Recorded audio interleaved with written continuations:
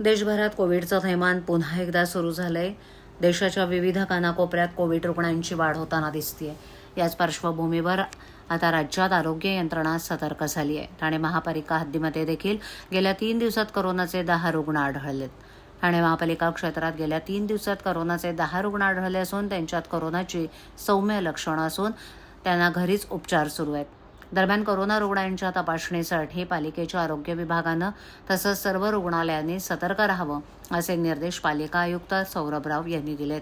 तसंच कळवा ते छत्रपती शिवाजी महाराज रुग्णालयात विशेष कक्ष तयार करण्यात आलाय.